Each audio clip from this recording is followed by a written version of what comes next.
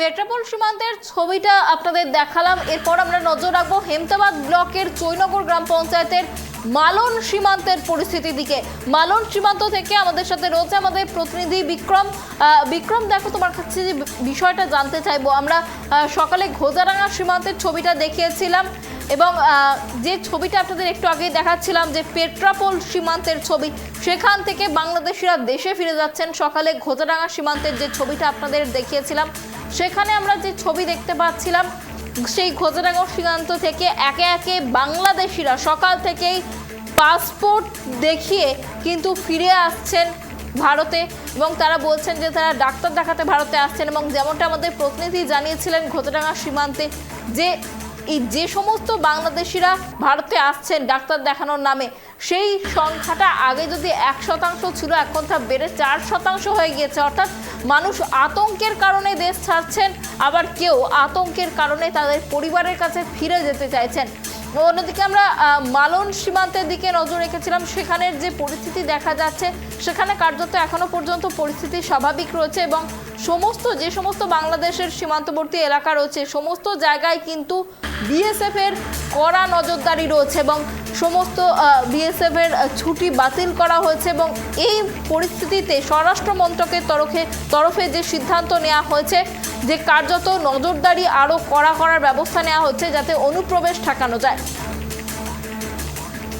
যে ছবি আপনাদের দেখাচ্ছি এই মুহূর্তে বাংলাদেশের ভারত বাংলাদেশ মালন সীমান্তের ছবি। ভারত বাংলাদেশ সীমান্তে কড়া নজরদারি রয়েছে বিএসএফ এর। সীমান্তের ও প্রান্তে ভারতীয় ভূমিতে চলছে চাষবাসও, যদিও সীমান্ত পারের বাসিন্দাদের চোখে মুখে কিন্তু আতঙ্কের ছাপ স্পষ্ট।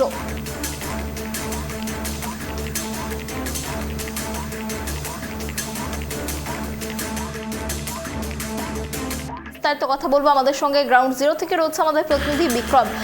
বিক্রম, দেখো, সমস্ত যে সমস্ত বর্ডার এলাকা রয়েছে, সমস্ত জায়গা থেকেই আমরা কিন্তু নজর রেখেছিলাম এবং সমস্ত জায়গাতেই আমরা আলাদা আলাদা ছবি দেখতে পেয়েছি। যেমন ঘোজারাঙ্গা সীমান্তে আমরা দেখেছি যে প্রচুর বাংলাদেশিরা ভারতে আসছেন ডাক্তার দেখানোর নামে।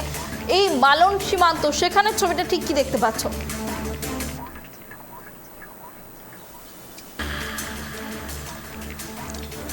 দেখো অনন্যা, আমি বলে রাখি যে এই যে মালন বর্ডার রয়েছে, সেখানকার কিন্তু এলাকার বাসীদের চোখে মুখে কিন্তু একটি আতঙ্ক দেখা গেছে এবং তারা কিন্তু যেই বিষয়টি বলছে যে তাদের কিন্তু কাঁটাতারের ওই পারে ভারতের যে জমি রয়েছে, সেই জমিতে তাদের চাষবাস করতে যায় এবং সেখান থেকে দাঁড়িয়ে থেকে কার্যত তারা বলছেন যে সেখানেও ভয় পাচ্ছে তারা।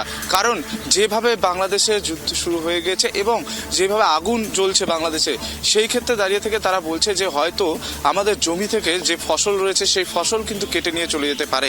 পাশাপাশি তারা ভয় করছে এটাও যে সেই যে অনুপ্রবেশকারীদের যে যদি ঢোকে সেই ক্ষেত্রে কিন্তু তাদের কিন্তু সেই মালন এলাকার লোকেরা বলছে তাদের কিন্তু অসুবিধা হতে পারে, কারণ তাদেরকে ঠাই বসতি দিতে হবেই। কিন্তু কোথায় দিবে? তাদের ধরুন যেই জায়গাটি রয়েছে, কারো 1 কাঠা 2 কাঠা জায়গা রয়েছে, বাড়ি রয়েছে 1 কাঠার মধ্যে, আরও 1 কাঠা পড়ে রয়েছে, সেই জায়গাটি কিন্তু তাদেরকে ছাড়তে হতে পারে বলেই তারা আশঙ্কা করছে। কিন্তু কার্যত দাঁড়িয়ে থেকে একটা কথাই বলা যেতে পারে যে মালন বর্ডারের যে লোকেরা রয়েছে বর্ডারের আশেপাশে, তাদের কিন্তু চোখে মুখে একটি আতঙ্ক রয়েছে।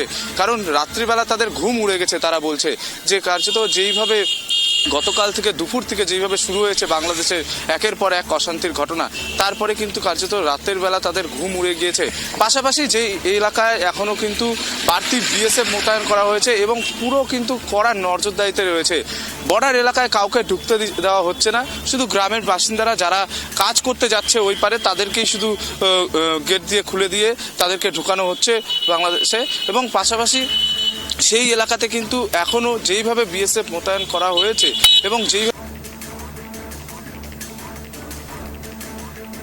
বিএসএফ এর রুট মার্চ চলছে এবং এলাকাতে একদম কড়া নিরাপত্তায় রেখেছে এবং হাই অ্যালার্ট যেটা কালকের থেকেই জারি করে দিয়েছে বিএসএফ এর তরফ থেকে, সেই হাই অ্যালার্ট জারিও কিন্তু মালন বর্ডারে রয়েছে। এবং পাশাপাশি বর্ডারের সমস্ত বাসিন্দাদের বলে দেওয়া হয়েছে যে কোনো অচেনা মুখ যদি দেখা হয় তাহলে পুলিশকে ফোন করতে এবং বিএসএফকে জানাতে অতি শীঘ্রই। এবং যে সমস্ত যারা লোকালের ছাড়া যারা বাইরে থেকে সেই এলাকায় ঢুকছে মালন এলাকায়, তাদেরকে কিন্তু কড়া জিজ্ঞাসাবাদ করছে বিএসএফ এর তরফ।